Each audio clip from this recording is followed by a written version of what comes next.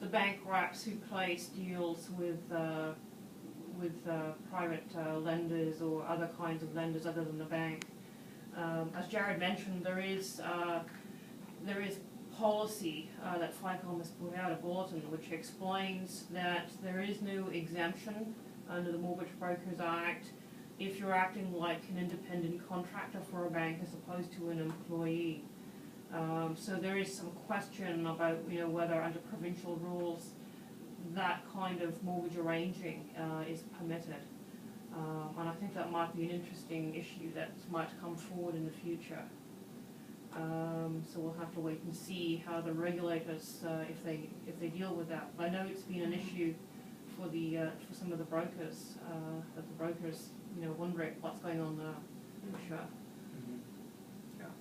Yeah, absolutely. And but again, it comes to how you're going to position your business. At the end of the day, you can't wait for FICOM to make a government rule change and that side of it to make it happen. You got to go out and make it happen in this marketplace, and which you have to go out and make it anyways. I mean, and that's just passing on experience. And I say work hard. I mean, and that's one thing. I've worked hard for 20 years. Rob was worked hard for 20 years, and we continue to work hard for 20 years. There's no exceptions to the rules, and everyone that I know that's even more is a lot successful, it's the same philosophy. They all work extremely hard, and they all are trying everything they can do, and they're always trying new things and learning new things. Yeah. Constantly. So I think, I love Darwinism and how he says that it's not the strongest or the fittest necessarily, but the most adaptable. And I think that what these rule changes provide us is an opportunity to adapt as an industry and as providers.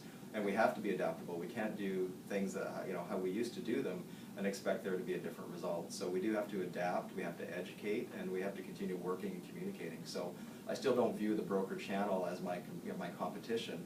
I view mortgage sales force individuals as competition, bank branches, and I'll let people know right now that I have noticed that with the market having slowed down, lenders are getting way more fierce in retention and way more fierce on pricing.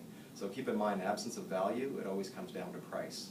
So if you think that you're just going to go head to head on price with a branch, you're likely going to lose. I mean, the branch has credibility because of the brand. There's a lot of trust in the Canadian landscape because the brands have been so strong for so long, and we actually work off the credibility of those lender partners as well. Say that, hey, we work with credible sources of funding, but it's got to go beyond that. You can't survive on price in this market. It has to be about the value that you provide to your consumers and how you're there for them long term. We are really becoming more along the lines of planners on the mortgage side to take people through that accumulation cycle than just transaction providers. So we have to adapt. I think that's where we have to go. Yeah, and to get on that, back on what the conversation's about today, is you need to find your right lending partners.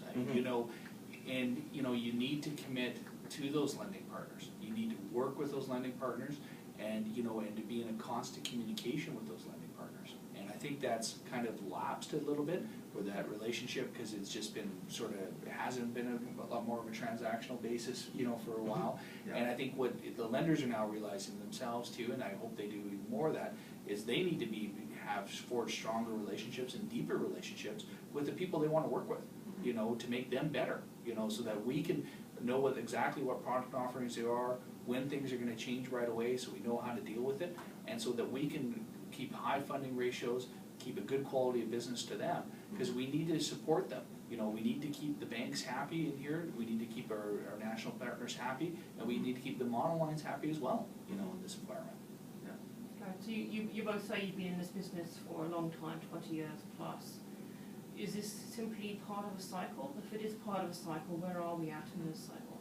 Yeah, I definitely see it as a cycle. I mean, it's not different to when I first came into the industry in 93, 94, where we're pretty much flat, and then I look at the issues with Hong Kong, and then the drop in the West Side real estate market. That was an era. I mean, I can kind of succinctly say that there's times where we're lending it, and there's times where we're managing it, and this is the time where we're managing it. We're not going to see a lot of credit growth. I think there's a lot of credit exhaustion out there.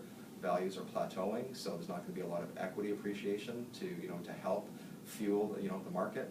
So I think this is definitely one of the times where our value is in helping people manage their obligations, as opposed to necessarily driving credit growth. Yeah, I would agree. I think we're probably at the start of the cycle.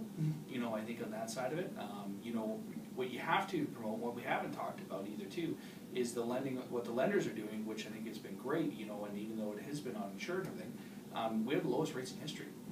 You know, so if you have the lowest rates in history that our lenders are providing us, and, you know, you need to find out what the products are that are gonna work for each client.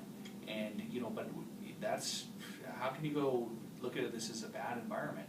You have to look at this as, it's a working hard environment to try and get everyone to get a deal put together. But, you know, that deal to get put together is probably, you know, they're gonna fall apart potentially, you know, for various multiple reasons. People are gonna get cold feet for, you know, those reasons. You're gonna get shopped for those reasons.